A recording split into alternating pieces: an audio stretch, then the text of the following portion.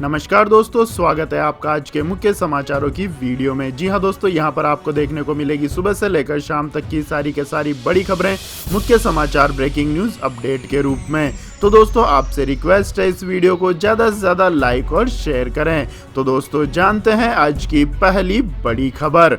16 जनवरी से पूरे देश में शुरू होगी कोरोना वैक्सीनेशन की प्रक्रिया। प्रधानमंत्री नरेंद्र मोदी की बैठक में हुआ फैसला। जी हां दोस्तों, कोरोना वैक्सीनेशन का बेसब्री से इंतजार कर रहे भारतीयों के लिए केंद्र सरकार ने शनिवार को बड़ा ऐलान किया है। केंद्र सरकार के अनुसार 16 जनवरी से पूरे देश में वैक्सीनेशन की प्रक्रिया शुरू होने जा रही है। पहले चरण में 3 करोड़ फ्रंटलाइन कोरोना वॉरियर्स को वैक्सीन की डोज दी जाएगी, जबकि दूसरे चरण में 27 करोड़ स्वास्थ्य कर्मियों को टीका लगाया जाएगा। आपको बता दें कि प्रधानमंत्री नरेंद्र मोदी ने शनिवार को कोरोना वैक्सीनेशन की तैयारियों पर एक उच्च स्तरीय बैठक की थी, जिसके बाद वैक्सीनेशन की फाइनल डेट का ऐलान हुआ है। इसके बाद दोस्तों जानते हैं अगली बड़ी खबर। पश्चिम बंगाल के राज्यपाल जगदीप धनखड़ का बड़ा आरोप, बंगाल में पैर पसार रहा है अलकायदा। जी हां दोस्तों, पश्चिम बंगाल के राज्यपाल जगदीप धनखड़ ने ममता बनर्जी सरकार पर गंभीर आरोप लगाते हुए कहा है कि बंगाल में हालात ऐसे हैं कि अलकायदा पैर पसार रहा है, यहां बम बनाने की फैक्ट्रियां खुल गई है। शनिवार को केंद्रीय गृह मंत्री अमित शाह से मुलाकात के बाद प्रेस कॉन्फ्रेंस को संबोधित करते हुए राज्यपाल ने यह बयान जारी किया है। उन्होंने कहा है कि मैंने राजनीतिक हिंसा को लेकर गृह मंत्री को रिपोर्ट सौंपी है। बंगाल संभवतः इकलौता राज्य है जहां राज्य सुरक्षा सलाहकार है। मैं चाहता हूं कि वे क्या कर रहे हैं। लगातार बम धमाकों की खबरें आती हैं। बंगाल में पुलिस का राजनीतिकरण हो गया है। राज्य के डीजीपी की स्थिति एक खुला रहस्य है, इसलिए मैं कहता हूं कि हमारे पास राजनीतिक पुलिस है जिसे बंगाल की सरकार को अपने कब्जे में ले लिया है। इसके बाद दोस्तों रुक करते हैं अगली खबर का। लद्दाख में चाइना की हिमाकत नाकाम, एलएसी पर पकड़ा गया चीनी सैनिक। जी हां दोस्तों, पूर्वी लद्दाख में चीन और भारत के बीच पिछले 10 महीनों से चल रहे गंभीर सैन्य तनाव के बीच एलएसी से एक चीनी सैनिक को पकड़ा गया है। उसे पेंगोंग झील के दक्षिण के इलाके से पकड़ा गया है। भारतीय सेना और खुफिया एजेंसी उस चीनी सैनिक से पूछताछ कर रही है। सूत्रों के मुताबिक चीन की पीपुल्स लिबरेशन आर्मी का एक सैनिक 8 जनवरी को एलएसी को लांघकर लद्दाख की भारतीय सीमा में पहुंच गया है, जिसके बाद उसे वहां तैनात भारतीय सैनिकों ने पकड़ लिया है।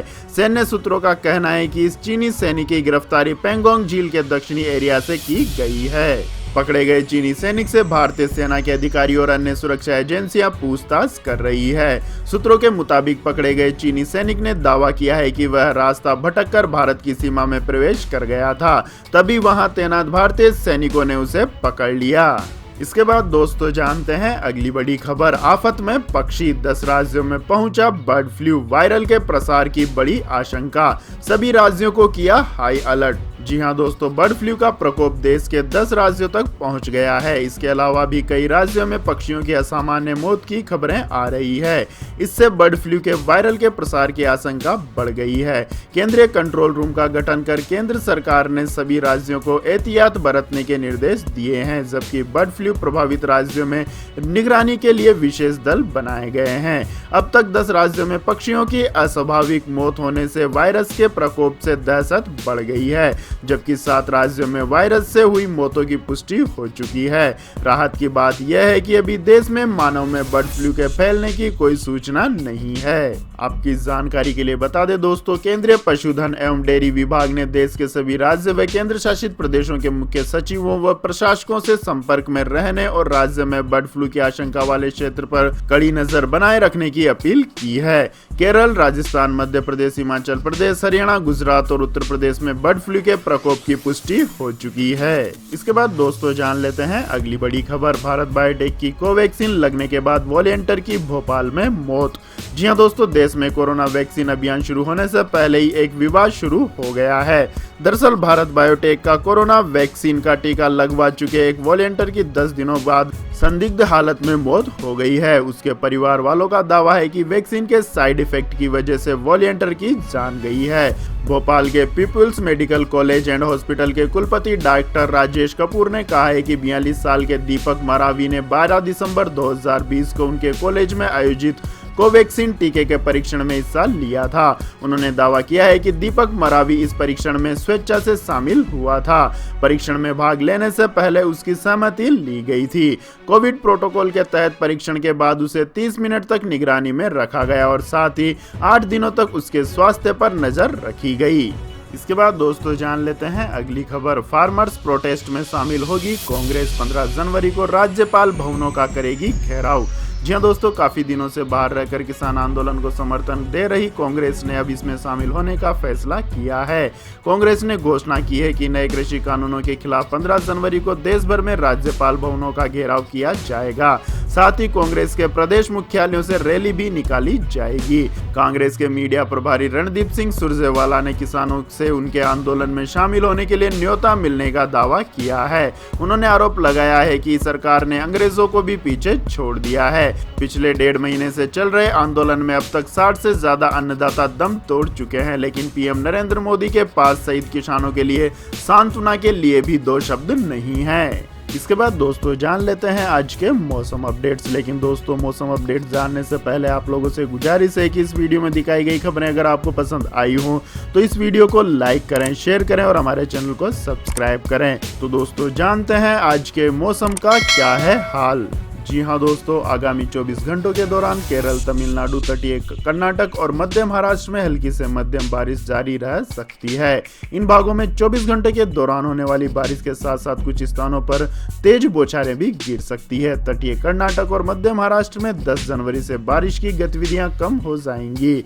इसके अलावा दोस्तों अगले 24 घंटे के लिए मध्य प्रदेश और दक्षिणी पूर्वी राजस्थान के साथ साथ ऊपरी असम और अरुणाचल प्रदेश के भी कुछ हिस्सों में हल्की बारिश हो सकती है। उत्तर पश्चिम भारत और मध्य भारत के कुछ हिस्सों में न्यूनतम तापमान में 2 से 3 डिग्री सेल्सियस की कमी आने की संभावना है, जबकि कुछ हिस्सों में शीतलहर जैसी स्थितियां फिर से पैदा हो सकती है। पंजाब, हरियाणा, उत्तर प्रदेश और उत्तरी राजस्थान के कुछ हिस्सों में अगले 24 घंटे के दौरान घना कोहरा रहने की संभावना है। इसके बाद दोस्तों जानते हैं आज के पेट्रोल और डीजल के भाव। तो दोस्तों पेट्रोल डीजल के दाम में लगातार 2 दिनों की वृद्धि के बाद आज सरकारी तेल कंपनियों ने आज पेट्रोल और डीजल के दामों में कोई बदलाव नहीं किया है। आपको बता दें कि गुरुवार को पेट्रोल के दाम में 23 पैसे प्रति लीटर और डीजल में 26 पैसे प्रति लीटर की बढ़ोतरी की गई थी, जिससे देश की राजधानी दिल्ली में 1 लीटर पेट्रोल का दाम 84 रुपए 20 पैसे और 1 लीटर डीजल का दाम 74 रुपए 38 पैसे पर पहुंच गया था। इसके बाद दोस्तों जान लेते हैं अगली बड़ी खबर। सस्ता सोना खरीदने का सुनहरा मौका, अब तक 8,000 रुपए तक गिरी है कीमतें।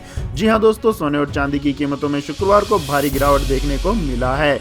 MCX पर सोने का फरवरी वायदा 4% से ज्यादा टूटकर बंद हुआ, जबकि चांदी में 8.74% की गिरावट रही है। घरेलू बाजार में सोने और चांदी की कीमतों में आई इस गिरावट के पीछे ग्लोबल मार्केट के संकेत सबसे बड़ी वजह रहे हैं।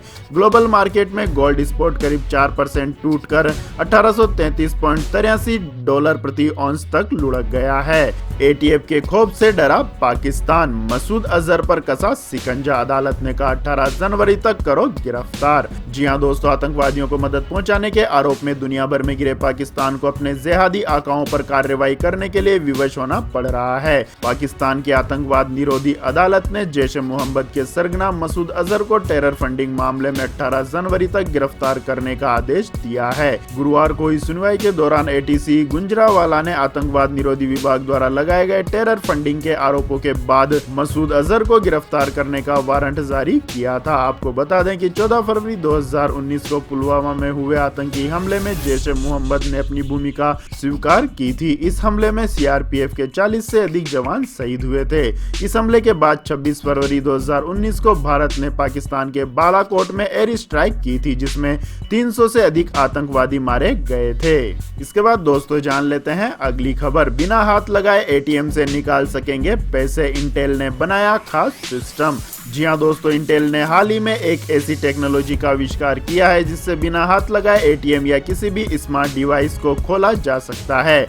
कंपनी ने इसे रियल सेंस आईडी नाम दिया है। ये एक प्रकार का फेशियल रिकॉग्निशन सिस्टम होगा जो यूजर्स को पहचान कर किसी भी स्मार्ट डिवाइस को अनलॉक कर देगा। कंपनी के अनुसार इस डिवाइस को बनाने के लिए एक एक्टिव डेप्थ सेंसर का इस्तेमाल किया गया है, इसलिए डिवाइस का इस्तेमाल एटीएम, कियोस्क और स्मार्ट लॉक्स में सिक्योरिटी को मजबूत करने के लिए किया जा सकता है। इस साल अप्रैल से जून के बीच इंटेल इस डिवाइस को मार्केट में बिक्री के लिए उपलब्ध करा सकती है। इसके बाद दोस्तों जानते हैं अगली खबर। योगी सरकार का बड़ा फैसला, मनमाना किराया नहीं बढ़ा सकेंगे मकान मालिक। जी हाँ दोस्तों, उत्तर प्रदेश के विभिन्न शहरों में किराए के मकान में रहने वालों को मुख्यमंत्री योगी आदित्यनाथ की सरकार ने बड़ी राहत दी है। प्रदेश में किराएदार और मकान मालिकों के बीच विवादों को कम करने के मकसद से सरकार ने नया अध्यादेश लागू किया है, जिसके तहत अब मकान मालिक किराए में मनमानी बढ़ोतरी नहीं कर सकेंगे। साथ ही प्रदेश में अब बिना कॉन्ट्रैक्ट के किराए का मकान नहीं मिल सकेगा। योगी सरकार ने शुक्रवार को कैबिनेट बाय सर्कुलेशन के जरिए उत्तर प्रदेश नागरिक किराएदार अधिनियम 2021 को मंजूरी दे दी है। इसके तहत सालाना 5 से 7% तक ही किराया बढ़ाया जा सकेगा। अध्यादेश के अनुबंध के आधार पर ही किराए पर मकान दिया जाएगा। वहीं इससे जुड़े विवादों का निपटारा रेट अथॉरिटी एवं रेट ट्रिब्यूनल करेंगे। ट्रिब्यूनल को 60 दिन के अंदर वाद का निस्तारण करना होगा। इसके बाद दोस्तों जान लेते हैं अगली खबर।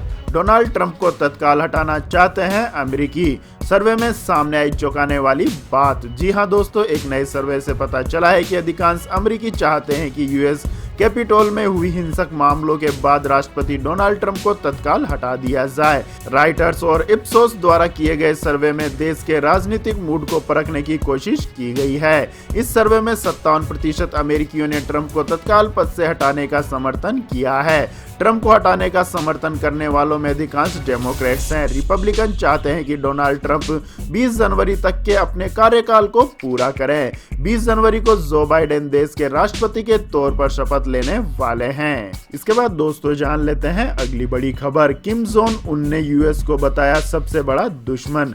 जो बाइडेन को चेतावनी, नीति नहीं बदली तो गंभीर हो गए परिणाम। जी हां दोस्तों, अमेरिका और उत्तर कोरिया के बीच आने वाले दिनों में तनाव बढ़ सकता है। उत्तर कोरिया के तानाशाह किम जोंग उन ने जिस तरह से बयानबाजी की है उससे साफ है कि उन्हें संबंध सुधारने में कोई दिलचस्पी नहीं है। किम जोंग उन ने शुक्रवार को कहा है कि वाशिंगटन प्योंगयांग का सबसे बड़ा दुश्मन है।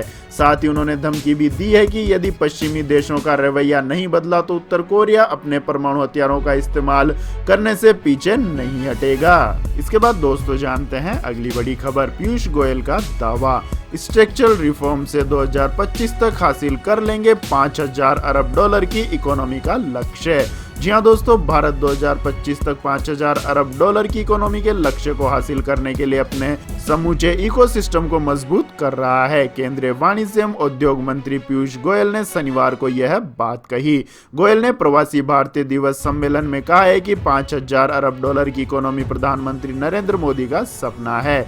हम तेज स्ट्रक्चरल रिफॉर्म से इस लक्ष्य को हासिल करेंगे। उन्होंने आगे कहा कि हम अपनी गुणवत्ता, उत्पादकता, दक्षता में सुधार के लिए साथ साथ काम कर रहे हैं। इससे भारतीय उद्योग हमारे निर्यात का विस्तार कर सकेगा। यह वास्तव में बड़ा, बेहतर और व्यापक हो सकेगा। मंत्री ने कहा कि वैश्विक स्तर पर भारतीय उत्पादों की पहुंच बढ़ाने के लिए आक्रामक तरीकों से नए बाजारों में संभावनाएं तलाशी जा रही है। तो यह थी दोस्तों आज की सभी महत्वपूर्ण बड़ी खबरें। और दोस्तों बारी आती है आज के माइंड किज क्वेश्चन की, जिसका जवाब देकर आप बन सकते हैं एक शानदार उपहार के विजेता।